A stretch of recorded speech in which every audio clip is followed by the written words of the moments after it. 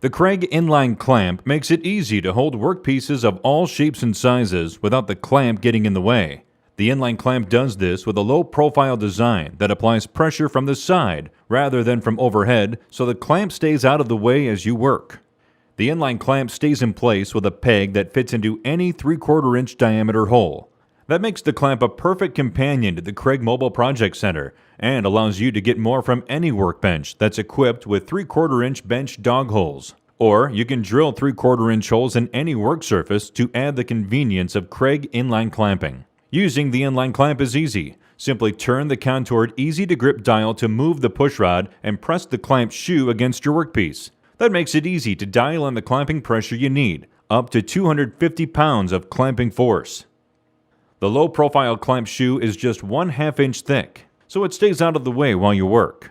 The clamp shoe design holds tight against workpieces of all shapes and sizes, including corners and round edges.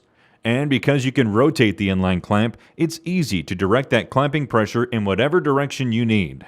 With the Kreg inline clamp, you get the helping hand you need, when you need it, with the versatility you want for a wide variety of tasks. Visit us online at kregtool.com to learn more about the Kreg inline clamp, as well as our other Kreg clamping solutions that help you create every project with confidence.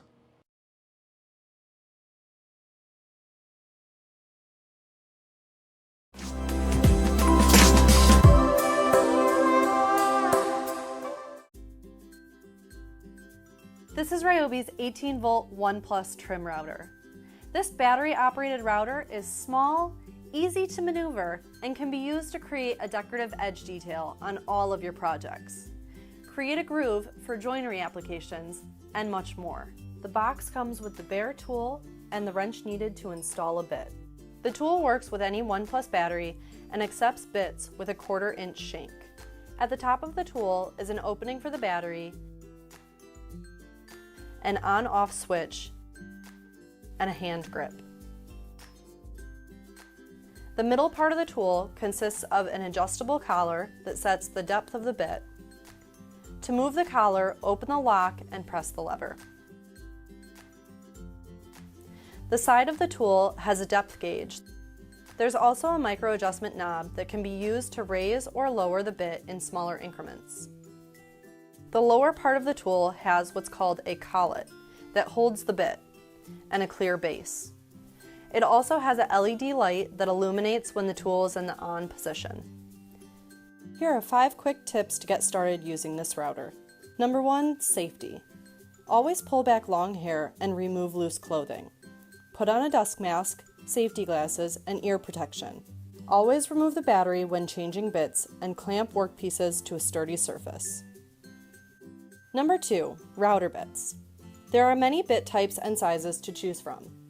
Bits like this roundover bit that have a bearing run along the edge of the wood to create an edge detail. Bits without a bearing, like this straight bit, typically cut through the field of a piece of wood or trim an edge. Place the bit into the collet so that the shank is fully inserted, but the cutting part of the bit is not touching the collet. Press the locking button to stop the collet from spinning. Tighten the collet with your fingers and then the wrench. Adjust the depth of the bit and replace the battery. Number 3, handling the router. Place one hand on the grip and the other hand on top of the tool.